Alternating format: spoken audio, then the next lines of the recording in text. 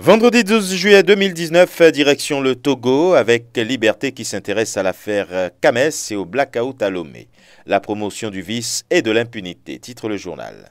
Politique avec Togo Matin qui dit qu'après les locales, l'opposition se tourne désormais vers 2020 avec appréhension.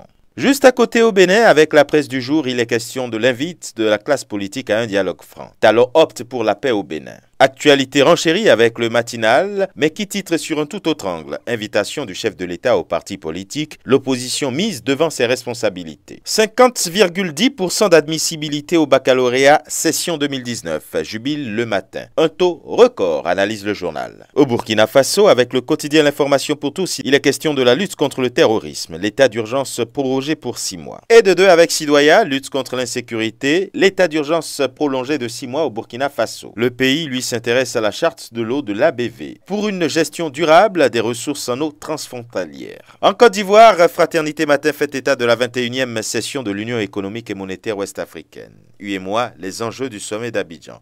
La conférence des chefs d'État et de gouvernement de l'organisation sous-régionale se tient aujourd'hui au Sofitel Hôtel Ivoire. Alassane Ouattara, à propos de la zone de libre-échange continentale, le jour plus dit que c'est le commerce intra-africain qui contribuera au développement durable et non l'aide de pays tiers. Le Patriote, dans sa livraison du jour, se demande s'il faut un médiateur en Côte d'Ivoire. L'opposition rêve debout, titre le journal. La Côte d'Ivoire n'est pas un pays en crise, poursuit-il. Au Cameroun, téléphonie mobile en manchette du jour qui se demande ce qui se passe avec l'identification des abonnés. Avec mutation en lit. DG hors-la-loi, la lettre court-circuit. Le directeur général de l'agence de régulation du secteur de l'électricité demande à être déchargé de ses fonctions parce que son mandat a expiré. Une démarche qui met la pression sur les patrons des entreprises et établissements publics qui sont dans la même situation. Chefferie traditionnelle à la une de Cameroun Tribune, la percée des femmes. Dans un environnement conservateur, les femmes occupent de plus en plus de responsabilités auprès des chefs traditionnels des régions de l'Adamawa, du Nord et de l'extrême Nord. 123 femmes notables dénombrées à ce jour. Au Gabon avec l'Union, travaux de réhabilitation de la voie express. Le chantier est l'envers du décor. C'est sur les chapeaux de roue qu'ont débuté mardi dernier les travaux sur la voie express rendus nécessaires par l'effondrement d'une buse à hauteur du lac Bleu. Et au rythme auquel il se déroule, le chantier pourrait être achevé dans les délais, rassure le journal. Et enfin du côté du royaume chérifien avec le matin du Sahara et du Maghreb,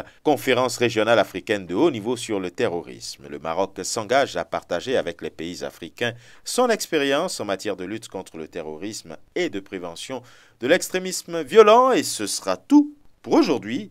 Excellent début de week-end, à la semaine prochaine.